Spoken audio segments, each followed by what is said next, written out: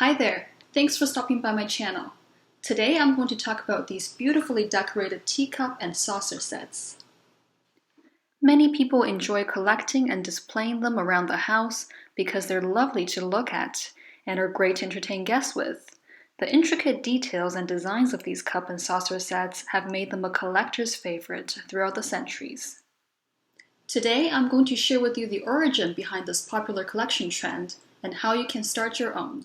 Here I have with me a cup and saucer set I recently purchased from an antique market I went to. So here on the cup you see this beautiful purple floral pattern wrapped around the body of the cup.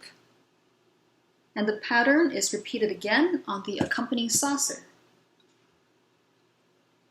I also just love the yellow background color applied to the entire set, which I think gives it a very summery and playful feel.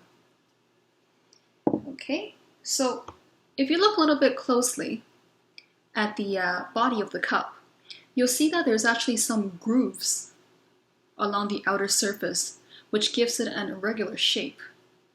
There's also this elegantly curved thin handle attached to the side of the cup, and these gold lines etched onto the mouth, the handle, as well as the bottom of the cup. And you see these gold lines again here on the saucer as well. So I think these cup and saucer sets are very, very carefully designed with lots of details and thoughts put into it, which makes it very sophisticated and very, very beautiful to look at. Okay. So now I picked out this set out of hundreds of other beautiful teacup and saucer sets I saw in the antique market. So there's tons of designs you can choose from. And if you do enough browsing, I'm sure you'll find your cup of tea as well. Now let's take a tea break and learn a bit about the history of the cup and saucer. The origin of the cup and saucer actually goes all the way back to Han Dynasty China, around 206 to 220 BC. The Chinese were the first to drink tea and to invent the tea set. Back then, the individual cups and pot in a tea set were made of porcelain in the shade of white and blue, and the individual cups were actually called tea bowls because they had no handles back then. What might come as a shock to some people is that our ancestors had been enjoying tea this way by sipping from a handleless bowl for almost 2,000 years, until 1750, when a man named Robert Adams decided to add handles to the tea bowls. The British, who had become hooked on tea imported from China by then, welcomed this design change as it made handling the hot drink a lot less clumsy. Now let's talk about the saucer. Similar to the handle, saucers were also a late addition to the tea set. Earlier I mentioned that for a long period of time, people were drinking tea from a tea bowl.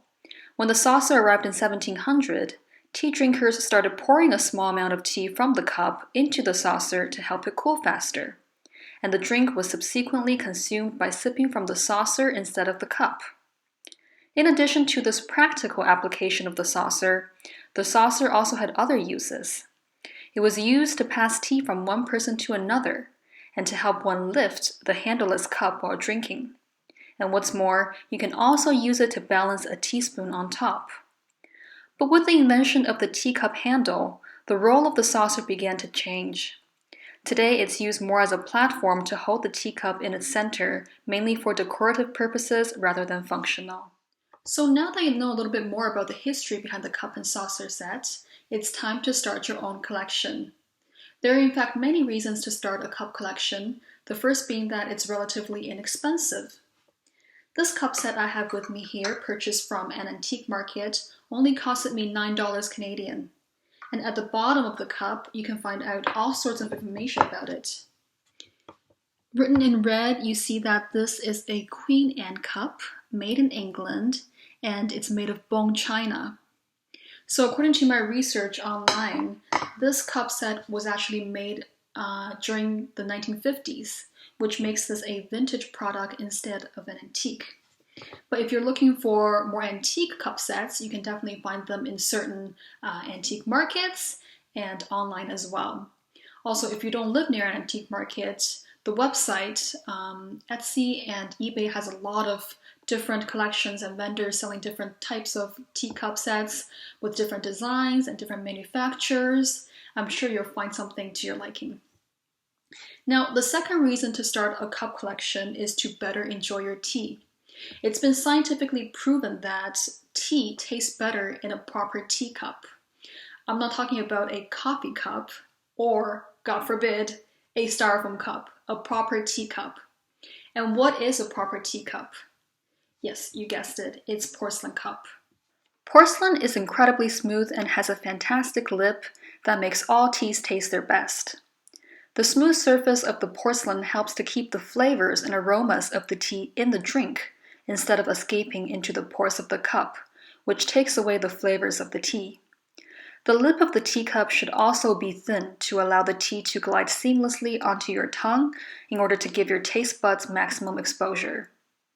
Antique teacups check off both criteria, but just make sure that the porcelain is strong enough to not break easily. And finally, the third reason to start a cup collection is the visual delight these cup sets bring to your home, whether it's for entertaining purposes or for display. They also make a nice one-of-a-kind gifts to friends and family members. In fact, tea and tea time reached their peak popularity during Victorian times, where gifting teacups and saucers had become a fashionable trend among the ladies of the upper class, for weddings, bridal showers, and parties. Okay, we've covered a lot of ground on the whys and a bit of the hows of starting a cup collection. Here's more on what you should be looking for and the things to be aware of. First things first, there are no rules to picking the right cup set for your collection. Go for whatever thrills you and delights you.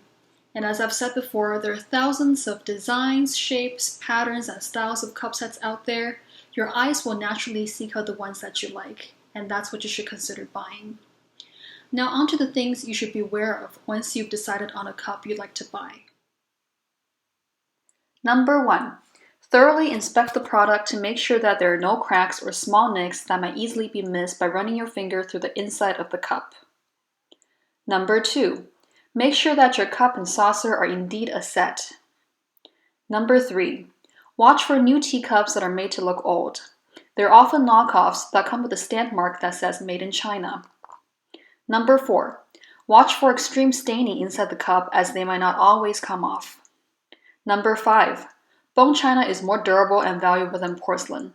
Learn to spot the difference. And number 6.